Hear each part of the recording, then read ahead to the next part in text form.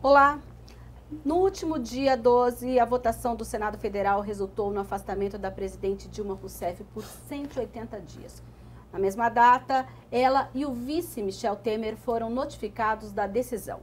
Hoje, o Questão de Ordem realiza uma edição especial com a participação dos vereadores Campos Filho, do Democratas, Gustavo Peta, do PCdoB e Paulo Búfalo, do PSOL.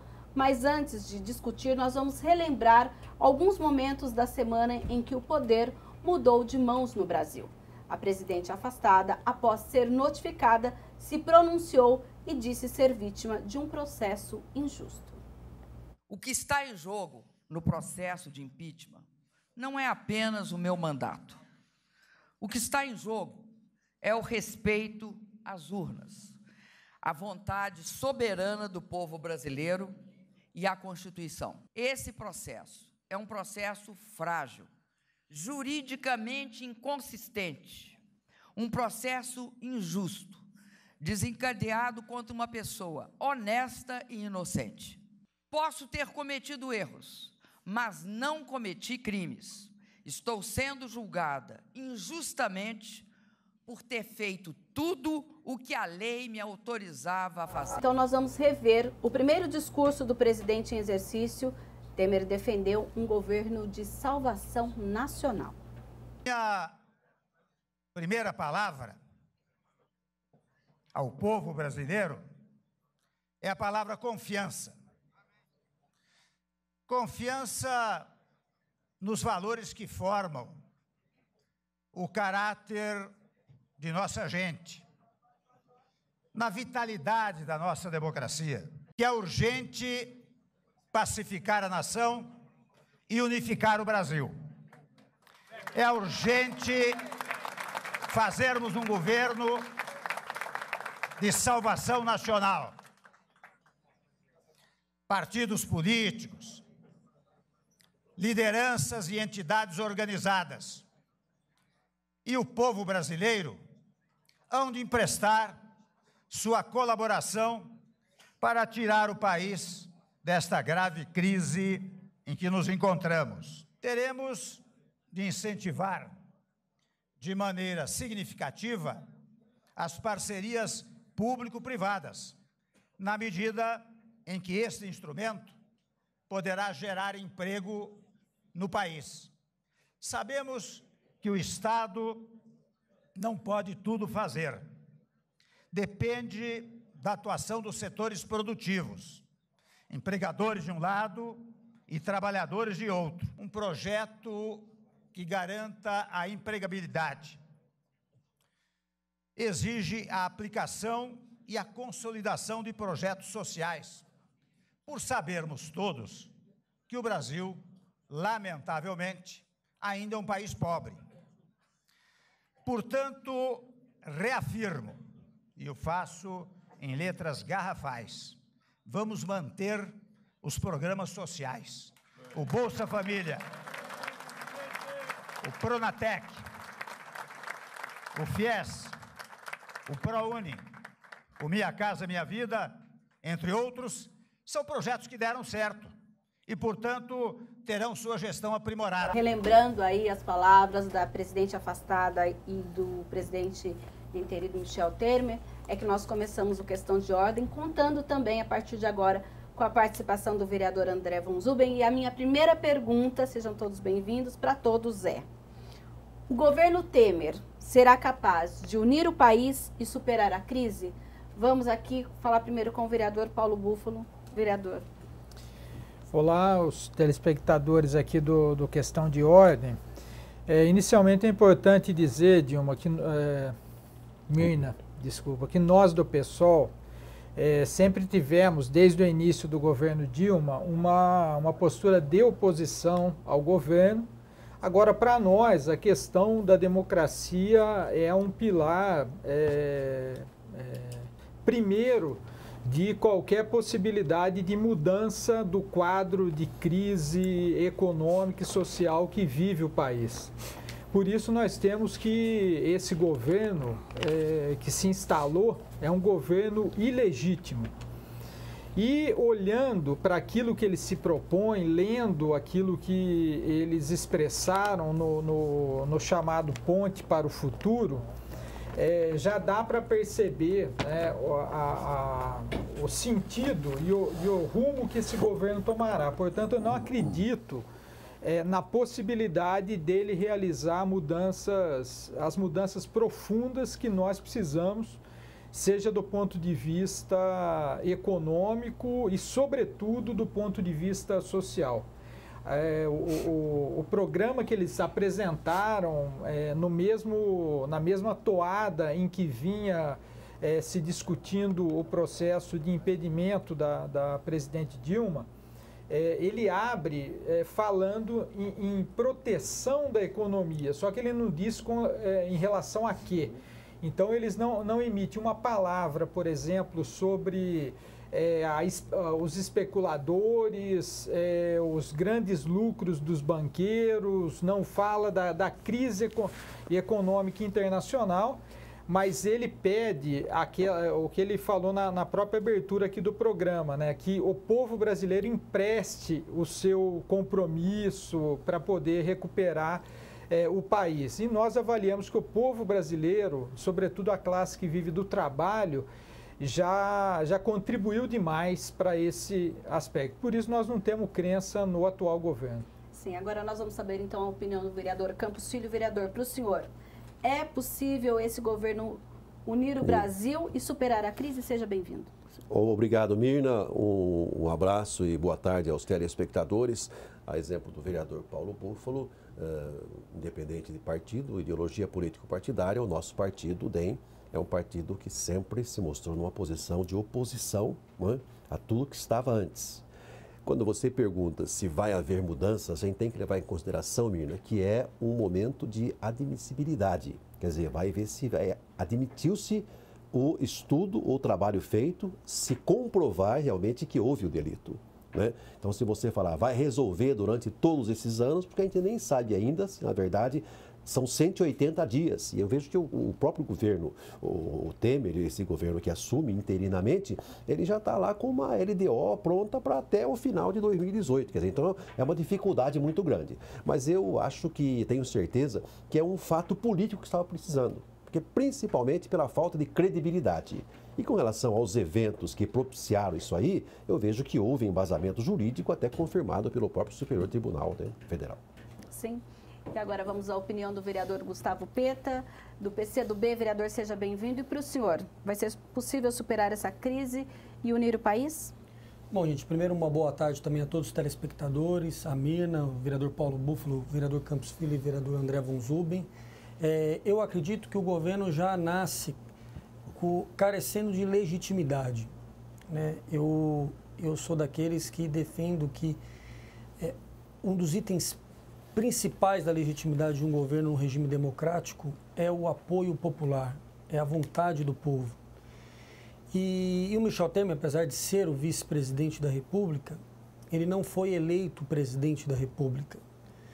Então, eu não acredito que ele tenha legitimidade para unir o país e para superar a crise que está instalada, tanto do ponto de vista econômico como do ponto de vista político. O processo que levou ao afastamento da presidenta Dilma tem problemas de ordem jurídica, na minha visão. A razão apresentada é a razão da dita pedalada fiscal.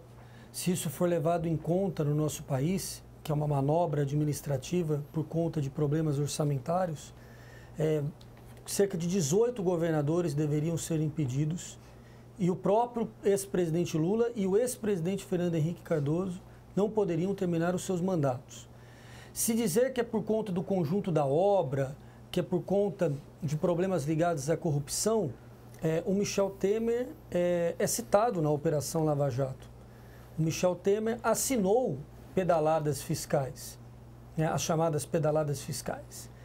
Então, se o movimento tivesse legitimidade, era preciso, então, também impedir o Michel Temer e se convocar novas eleições. Né? Então, isso traria, sim, legitimidade. Se a presidenta Dilma perdeu as condições de reunir força no Congresso, força na sociedade para governar, não será o Michel Temer que terá essa legitimidade e essa força junto à sociedade. Então, que se convoque novas eleições para o povo decidir quem deverá ser o presidente, para aí sim ter condições de unir o país e superar a crise.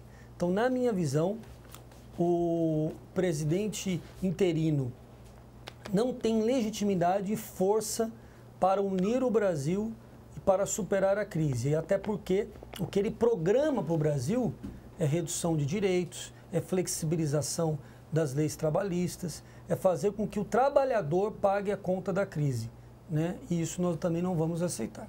Sim, agora nós vamos falar com o vereador André Von Zuben, do PPS. Vereador, e para o senhor, o Temer será capaz de unir o país e superar a crise? Boa tarde a todos.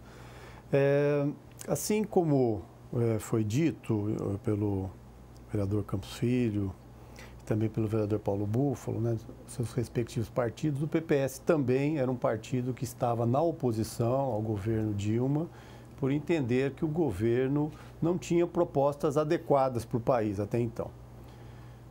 E que somente a partir do momento em que a questão da situação se agravou, né, com toda a falta de credibilidade, a crise econômica, isso ficou explícito e acabou, inclusive, expandindo, né, ampliando para outros partidos, que hoje também já se posicionaram contra o governo, e foi isso o motivo que levou a esse afastamento, ainda provisório, mas de uma forma bastante robusta, né, ao ponto de nós termos, já na primeira votação do Senado, de admissibilidade, mais de 2/3, né, o que já seria suficiente para um afastamento definitivo, muito embora ele ainda tenha que acontecer no debate e na votação do Senado. Por conta dessa situação de crise, nós acreditamos que o Michel Temer tem as condições hoje de mudar o rumo do país, né? Buscar essa unificação, buscar retomar o crescimento. Isso não quer dizer que ele vai conseguir. Quando a gente fala da possibilidade, significa que existem condições para que isso ocorra. Ou seja, esse apoio do Congresso que levou a que ele estivesse hoje na condição de presidente interino, e eu acredito que vai acabar acontecendo de ficar definitivo, a hora que ficar decidido o afastamento de forma definitiva, foi dado a ele, nessa condição, a oportunidade. Eu acredito que nós estávamos numa situação tão crítica, aliás, ainda estamos nessa situação crítica, que por esse apoio político, coisa que a presidente Dilma já não tinha, ele terá as condições. Não para fazer grandes mudanças, eu não acredito que nós vamos ter uma reviravolta. Eu acho que nós vamos estancar essa queda, né, que nós tínhamos, né, da economia, de falta de credibilidade, de falta de credibilidade internacional, e começaremos uma retomada do desenvolvimento e do crescimento. E eu espero que seja o mais rápido possível. Mas eu acho que nós teremos, sim, as condições para um governo que possa fazer, de fato, as transformações que o Brasil precisa, um governo que será eleito em 2018. Sim. A gente trouxe aqui, a Câmara tem mais partidos que são representados aqui na casa, mas o nosso programa não consegue contemplar de uma só vez todos esses partidos. Hoje a gente trouxe aqui 2 partidos que até então o pessoal ainda não se pronunciou. Ele não é a favor desse governo Temer, como também o PCdoB, e 2 que são a favor, o PPS e o DEM. E a gente vai, no decorrer aí dos fatos, tentando falar com representantes de outros partidos que têm aqui cadeira na Câmara Municipal de Campinas. Mas agora vocês citaram algumas coisas que eu até tinha algumas perguntas formuladas, mas vocês falaram em alguns pontos. Por exemplo, o vereador Campos Filho falou da questão do engessamento da LDO, o vereador Peta falou da possibilidade de novas eleições e a gente falou de apoio político. Eu queria que vocês falassem o seguinte: qual é o papel do Congresso nesse momento em que nós tivemos aí o pedido de afastamento da presidente, e qual é o papel do Congresso agora? Porque o que levou a gente chegar a isso? Foi então a Lava Jato ou foi justamente a relação de governo e Congresso. Quem quer responder Eu primeiro? queria Fica à vontade. aproveitar, o vereador Paulo Bufo também vai dizer sobre isso, né? Que na verdade o que existe hoje é um governo tampão, são 180 dias. Então a gente se discute já imaginando um governo até 2018. Então o que eu entendo que é preciso haver uma coalizão. Quer dizer, o Brasil todo, quer dizer, mesmo o Congresso Nacional, independente de ideologia político-partidária. A gente vê partidos dizendo, olha, vou votar contra tudo. A partir de hoje, estamos fora do governo, vamos votar contra tudo. Então, é o momento de se somar junto à população e fazer essa coalizão para tirar o Brasil dessa situação aí. Não, como eu já falei no primeiro bloco, quer dizer, a questão da democracia para nós é central, Mina. E aí, esse Congresso, a forma, a situação patética com que ele se apresentou para o povo brasileiro, de maneira lamentável, né? E aí, então, nós avaliamos que esse Congresso, ele cumprirá o papel agora de dar continuidade, porque o golpe, ele não começa para nós, ele não começa com o processo de impedimento da presidente. Ele começa à medida que esse Congresso segue impondo legislações, inclusive, que retira direito dos trabalhadores, como já foi dito. Então, quer dizer, o tema, por exemplo, agora, da reforma da Previdência, do aumento da idade, o ideal, no projeto pensado, é de que o cidadão ele trabalhe e ao se aposentar ele não sobreviva mais, porque ele deixa de ser um peso para o Estado. Então, eu queria destacar 3 aspectos. Primeiro, que a reforma da Previdência não começa com o governo Temer, ele vem lá de trás e isso já denotava um dos aspectos da oposição que o pessoal fazia ao governo passado. Só que naquele momento não teve êxito. Não teve êxito. A aposentadoria, por exemplo, dos servidores públicos foi sob o governo Lula ainda, certo? Sim. Então, tem esses aspectos. E agora, a reflexão que se faz em torno da questão da Previdência é o seguinte: eles dizem que o Brasil não é o único que está sofrendo com essa questão que há mais países, sobretudo países ocidentais, que assumiram a previdência, o cuidado do idoso como função do Estado.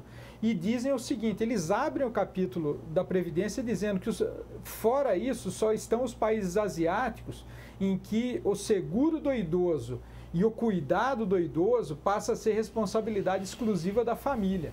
Então, isso já dá um tom do que eles estão pensando. Ou seja, eles pretendem fazer um ajuste na economia, jogando todo o peso disso para os trabalhadores. Então, falam, além de tudo, da desvinculação de recursos da saúde, que está precaríssima no país. Eles vão desvincular para poder reduzir, desvinculação de recursos da educação, acabar com os indexadores. Por exemplo, quem ganha um salário mínimo, os aposentados que ganham um salário mínimo, está indexado ao salário mínimo. Eles vão acabar com isso. Eles falam em partir da capacidade do Estado.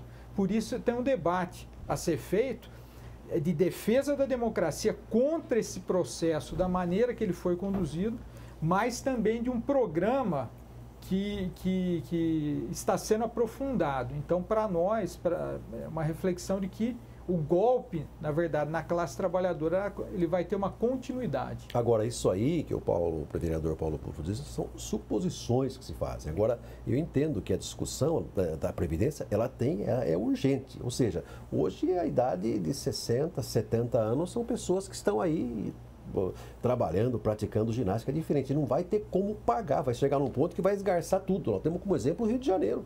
O Rio de Janeiro já está segurando porque não vai ter como pagar isso. É uma suposição, não, está escrito, né, vereador? Eles escreveram... Eu acredito, Mina, que nós vamos ter uma agenda no Congresso ultra conservadora e também de regressão de direitos. Isso está colocado no documento apresentado pelo PMDB, Ponte para o Futuro, então já é textual, né? E alguns exemplos estão colocados. Então, por exemplo, no próprio projeto do PMDB está a aprovação daquele projeto que foi aprovado na Câmara sobre a imposição forte do ex-presidente Eduardo Cunha, que agora está no Senado e que terá mais força para ser aprovado, que é o projeto de terceirização, que é um projeto que ataca frontalmente os direitos conquistados com a consolidação das leis trabalhistas, com a CLT. Nós temos um projeto já aprovado em primeira votação que passa a permitir a cobrança de mensalidades nos cursos de pós-graduação nas universidades públicas. Esse vai ser o pontapé inicial para mudar a Constituição e permitir a cobrança de mensalidades nas universidades públicas como um todo, né? É uma estratégia forte dos setores que querem privatizar as instituições públicas, cobrar mensalidades nas instituições públicas. Então, eu vejo que o Michel Temer, no primeiro momento, terá amplo apoio do Congresso, porque formou, inclusive, um ministério. Ele dizia que formaria um ministério com notáveis. E ele formou um ministério com as representações dos partidos. E é sintomático que ele tenha acabado com o Ministério da Cultura, tão importante, consolidado na redemocratização do Brasil. O primeiro-ministro foi Celso Furtado, trouxe inúmeras conquistas no Brasil e agora foi um ministério fechado. O ministério na área de direitos humanos, também de conquistas relevantes nos últimos momentos, foi fechado. Então, tudo isso é sintomático do que será esse governo. E a agenda no Congresso, portanto, tende a ser uma agenda super conservadora e de diminuição de direitos. Então, eu vejo uma perspectiva muito ruim para os próximos meses, do ponto de vista do que você falou, da agenda do Congresso Nacional. Vereador André, aproveitando até que o senhor também tem o senhor é sindicalista, como fica então essa relação do Congresso com o governo e até como os colegas aí disseram a respeito dos direitos trabalhistas? É importante dizer que essa questão do ataque aos direitos trabalhistas, ele não é de hoje, ele vem acontecendo, inclusive, nesses governos que estavam aí, né, da Dilma, do Lula, direitos sendo retirados. Nós tivemos como principais medidas no início desse primeiro governo da Dilma, mudança no seguro-desemprego, do PIS, ou seja, foram já ações para remover direitos, né, que foram implementadas, esse apoio que se deu à questão da terceirização, que eu particularmente tenho uma visão contrária a isso, veementemente contrária, ela vem sendo implementada pelo governo que aí estava. Então, nós não estamos falando de nada que está sendo inventado, né? Essa discussão da Previdência, a presidente Dilma chegou a dizer que ela ia fazer a reforma da Previdência mudando a idade mínima. Então, só não foi implementada porque ela está sendo removida do governo. Então, nós temos que também ter uma visão de que isso daí não é uma agenda que está colocada agora por esse novo governo. Ela já existia. Mas nós temos muita tranquilidade, Mirna, porque nós não votamos nesse governo. É bom lembrar que o Temer era o vice da Dilma. O Temer foi eleito em quem votou na Dilma. Então, a gente precisa admitir isso para quem está falando, porque não adianta agora atribuir ao Temer uma condição que ele só está nessa condição hoje porque ele foi eleito vice-presidente da República. E pela nossa Constituição, quando é afastado o presidente, assume seu vice. Então, para nós, nós não temos ilusões. Por isso que eu fiz questão de dizer que eu acho que o governo Temer, se fizer um bom governo, é para não deixar a economia desandar e segurar um pouco a crise que aí está. Eu acredito que um novo governo que possa estar legitimado para isso vai acontecer em 2018, ou se o Tribunal Superior Eleitoral caçar a chapa, que aí o Temer também será caçado, né? E nós teremos aí, então, um novo governo. Se o Gilmar Mendes deixar, né? Então, mas tudo isso está dentro do que prevê a Constituição. É sempre bom lembrar, né? Agora, só para a gente relembrar,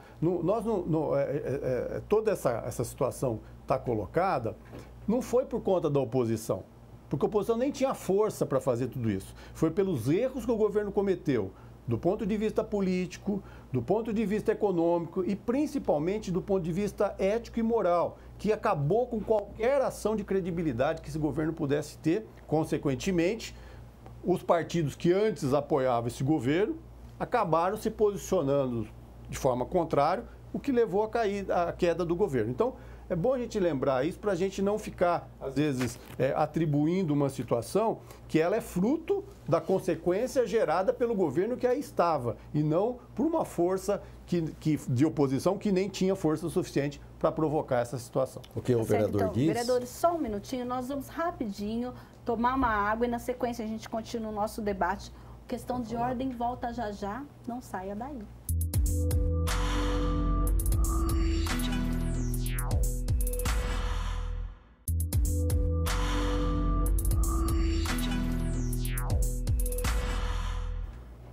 Estamos de volta com Questão de Ordem, que hoje discute o governo após o afastamento da presidente Dilma Rousseff. E o vereador Campos Filho estava com a palavra. Eu queria dizer, só para complementar o que o nosso companheiro, o vereador André Von Zuben, estava dizendo, que isso que está aí não é fruto nosso. Quer dizer, esse filho não é nosso. Mas como brasileiros, nós admitimos, né, adotamos esse filho para tentar, junto a ao povo brasileiro, tentar dar um rumo ao nosso país. Um detalhe, em muitos países do primeiro mundo, sindicatos são consideradas peças decorativas. Alguns países, você pegar a sua história, você vai ver que na Alemanha, em vários países, no Brasil, nós temos a politização desses sindicatos. Hoje nós temos no país, fala-se em 11 milhões, mas chega seguramente a quase 20 milhões de pessoas desempregadas. A pergunta que se faz, a manchete que se devia ler é: onde estão os sindicatos lutando por esses desempregados? Então essa é a observação que eu faço. Então quando se fala, não, porque está contra isso, onde estão os sindicatos? Nós temos aqui várias empresas na região fechando e os sindicatos estão aí. Então, como em alguns países já são consideradas peças decorativas, no Brasil, se não tiver tomar alguma iniciativa, também está caminhando para o mesmo lugar, né? Tem algum vereador que gostaria de fazer uma observação? Não, é importante destacar que é preciso fazer uma diferenciação, inclusive, em relação ao movimento sindical. Se não tivesse sido adiado, nesse momento aqui, algumas centrais sindicais estariam lá em Brasília negociando, inclusive, esse direito previdenciário que nós falamos, porque elas apoiam o atual governo instalado nessas condições. Inclusive, teria um encontro hoje, exatamente isso. Não, mas foi adiado. Vai ser, o encontro deve ocorrer amanhã. Agora, importante dizer o seguinte, que eu não tenho acordo evidente com a tentativa do governo coalizão, a governabilidade ultra artificial que se formou em torno dos governos aí do Lula e depois da presidente Dilma. Agora, é necessário dizer que esse processo todo chegou-se a isso a partir de uma correlação de forças, de articulações internas ao governo e externas. Tanto que isso está representado agora no perfil do próprio Ministério. E foi vendido para a população, inclusive, muito bem trabalhado isso na cabeça das pessoas, inclusive, de que a salvação da nação estaria em retirar a presidente Dilma do seu cargo. E agora que nós vamos ver o reflexo disso. Eu quero fazer um comparativo. Disseram, nós vamos enxugar ministérios. Então, cortaram, por exemplo, ministérios fundamentais, como o da cultura, já citado pelo nobre vereador Peta. Agora, não diz para a população que nas entrelinhas daquilo que está sendo implementado, por exemplo, cria-se uma tal de uma autoridade orçamentária. Essa autoridade constitui uma estrutura semelhante a um ministério, uma agência de análise dos programas sociais, outra estrutura de ministério. Então, diz uma coisa para a população e faz justamente o contrário disso. Então, essas questões é que nós vamos precisar questionar e nós aceitamos também que os trabalhadores paguem por situações como essa. Agora, tem problemas. Por exemplo, há um projeto de lei tramitando, número 257, assinado pela Dilma, e que, na verdade, engessa o serviço público, seja a progressão dos servidores, seja a contratação por concurso de novos servidores, por conta do pagamento e das dívidas do Estado brasileiro. Então, nós temos que colocar isso na pauta também, porque não é possível que situações como essa prosperem. Eu concordo com o nobre vereador, houve um erro em tentar fazer uma governabilidade com esse grupo com esse campo da política ultraconservador, né, que nunca teve interesse de defender de fato a nação brasileira e que agora assume os principais postos aí no país. Vereador, o PSOL, ele é a favor de que se antecipe as eleições ou não? Não, esse é um debate que nós estamos fazendo porque antecipar eleições é concordar com o golpe que foi dado. E nós não concordamos. É justamente aí que nós destoamos, embora tivéssemos uma postura crítica em relação ao governo. Não foi colocado na pauta, foi dito para a população o seguinte: não, aí estão as questões de corrupção, precisamos tirar ela. O problema é que essas questões não foram colocadas na pauta. E aquilo que foi colocado no processo não incorreria em crime de responsabilidade. Agora, por que fizeram isso? Porque se fosse para a pauta a questão da corrupção de fato, poderia ser que iria Dilma, iria Lula, mas iria Temer, e 1/3 do Ministério do Temer não poderia estar aí. Então essa que é a situação que nós temos no país. Agora esse conservadorismo, que o vereador Paulo Búfalo fala, passando já também depois você com o Gustavo, é uma tendência aqui nossa aqui, Brasil, Argentina, Venezuela, que é uma tendência, né? É uma tendência de você... Você vê como uma forma positiva? Eu acho uma maneira positiva, porque quem estava lá não deu conta do recado. Na Argentina, o povo foi licitamente para as urnas dizendo, fim, disso que está aí, e nós queremos um conservador. Né? Democratas já discutiu essa questão de antecipação de eleição ou não? Não discutimos ainda não. O que se discute é um movimento de coalizão, para que nós podemos juntar forças, independente de PSOL, Democratas, PSDB, então fazer uma união de forças para tentar tirar o país da situação. Agora, independente, não contem com o PSOL nesse governo. Esse governo para nós não é legítimo. Agora, Nina, uma coisa na Argentina, por mais que a gente tenha crítica, o governo Macri, ele foi eleito. O Michel Temer, ele foi eleito vice-presidente da República. Quem está colocando ele na responsabilidade de ser presidente da República não é o povo brasileiro. Quem está colocando o Michel Temer como presidente da República são os deputados, que deram, na minha visão, um golpe parlamentar. Avalizado porque não há... Não, o STF ainda não analisou a questão do mérito. O STF só analisou a questão da formalidade. A questão do mérito, de considerar a pedalada fiscal crime de responsabilidade, o STF ainda não discutiu isso. Vai ser provocado caso o Senado, a partir do afastamento, chegue à conclusão do impeachment definitivo. Então, o Michel Temer não tem legitimidade, na minha visão, e força suficiente para governar um país só baseado em apoio parlamentar. Né? Um prefeito de uma cidade, um governador do estado, para governar, ele precisa de apoio popular. Aliás, a Dilma chegou à situação que ela chegou por conta também de dificuldades de apoio. Né? Mas a nossa Constituição não diz que, por ser impopular ou não, a pessoa não tem direito de terminar o seu mandato, se ela foi legitimamente eleita com voto popular. Então está aí o problema. Então eu acho que carece de legitimidade. Eu estou sentindo muitas pessoas que foram para as ruas lutar contra a corrupção de maneira sincera, arrependida. Por quê? Porque vai para a rua lutar contra a corrupção. E tinha como uma bandeira o impeachment. E de repente olha o governo que foi formado com 7 pessoas, com 7 ministros citados na Lava Jato, com o Temer cheio dos problemas que ele tem ao longo da vida política dele, a pessoa percebe que ela caiu no conto do vigário. Porque é possível acabar com a corrupção trazendo de volta, com mais força ainda que o governo Lula e Dilma, porque o governo Lula e Dilma, como já foi falado aqui, se aliaram também a essas velhas raposas da política para buscar a tal da governabilidade, mas agora são as velhas raposas tomando o governo de assalto como um todo. Então você vê, inclusive, uma aliança que une todo mundo. Une a família Sarney, une a família do Antônio Carlos Magalhães, todas aquelas oligarquias do Nordeste, do Norte do país, Jader Barbalho. Uma parte dessas oligarquias estavam realmente apoiando o governo Lula e Dilma nessa busca dessa governabilidade, maioria no Congresso. Mas agora é 100%, é todo mundo.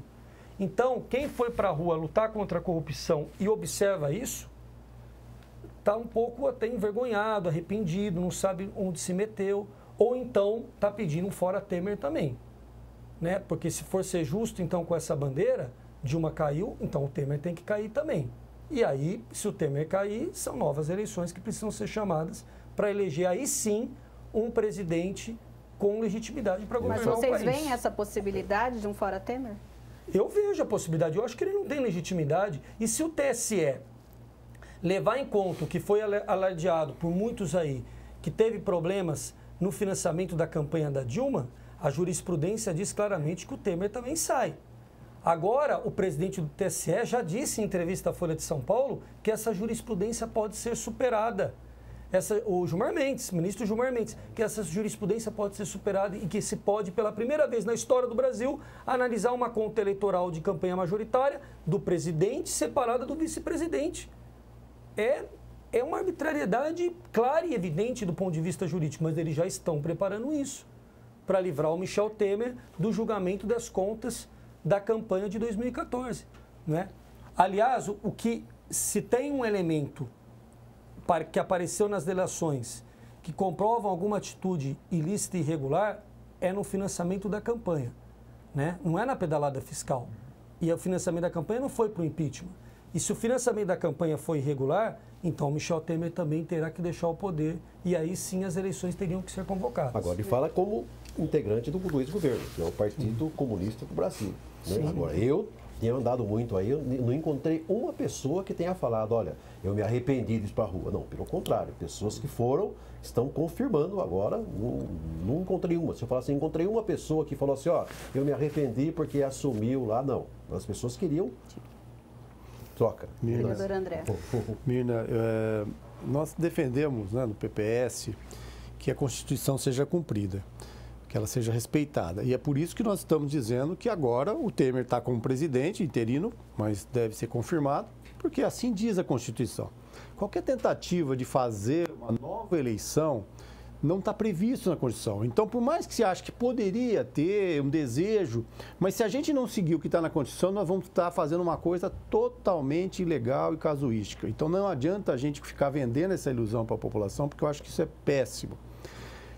A Constituição diz que assume o vice assumiu e que vai ter eleição em 2018. Se fosse cassado, vamos supor que tivéssemos um fora Temer, o presidente da Câmara, seria isso? Então, isso que eu vou concluir. É que, assim, nós não temos nenhum compromisso com a ilegalidade. Então, se tem coisa errada que o Temer fez, o governo dele fez ou fará, ele tem que ter responsabilidade, assim como a Dilma foi, e nós temos que ter essa compreensão. Mas também aí nós temos que ver como que a Constituição manda. Se, por exemplo, for cassado o Temer, ou impeachmentado, pode acontecer, agora, ainda esse ano, é convocado novas eleições. Mas se for em janeiro do ano que vem, a partir de janeiro do ano que vem, é eleito indiretamente pelo Congresso Nacional. Eu não sei se é isso que o povo quer. A gente teve um exemplo desse aqui na nossa cidade. Exatamente, que foi para o final do mandato, a Câmara mesmo escolheu. Aí pode escolher, não necessariamente o presidente, mas ele sempre tem uma força muito grande. Então, essa é a realidade. Agora, nós, e o Campos Filho falou muito bem, nós do PPS estamos entendendo o seguinte, esse é um governo de salvação nacional. O país está no fundo do poço. Isso não é nós que estamos dizendo, a população vivencia isso. É a empresa fechando, é o desemprego na casa de 11 milhões de pessoas tendendo a subir, é a caristia voltando, a inflação mais de 10%. Então, essa conjuntura obriga que as forças, que mesmo que não votaram no Temer, se unam agora para salvar esse país. É isso que nós estamos propondo. Mas isso não significa que nós temos nenhum compromisso com coisas erradas cometidas por esse governo. Se assim fizeram ou farão, tem que ser responsabilizado. Mas nesse momento, ou nós nos unimos para tirar o Brasil dessa situação, ou nós teremos uma crise ainda mais grave no país. E acho que isso não é bom para ninguém. Então, por isso que nós estamos buscando essa unidade em torno de um movimento, de um governo de salvação nacional. E como fica a questão, por exemplo, da volta da CPMF, que lá atrás não teve o apoio do Congresso, agora tende a ter? Então, isso vai depender agora da força política que o novo presidente possa ter, né? Eu, particularmente, sou contra a criação de novos impostos. Eu acho que nós temos que garantir que o governo tenha a capacidade de se autofinanciar sem gerar novos impostos. Mas isso tudo tem que ser debatido com a sociedade, né? Sim. Agora, quando a gente fala, por exemplo, nessas estratégias da oposição, da coalizão, o senhor falou que, já citou aqui, o pessoal não está com o governo, mas algumas coisas o pessoal já estuda, não, isso a gente pode às vezes aprovar ou não. O senhor citou algumas matérias aqui que desde o início o pessoal é contra e vai continuar combatendo, mas existe alguma coisa que o pessoal fala, não, apesar de ser uma proposta lá atrás, ele estava de acordo, e se essa proposta continuar em votação, pode ser aprovada ou não? Não, veja só, Mina, a pauta do pessoal é outra. Essa questão, por exemplo... da CPMF, por exemplo. Da CPMF, nós somos totalmente contrários. Nós defendemos, por exemplo, o imposto progressivo, o imposto sobre as grandes fortunas.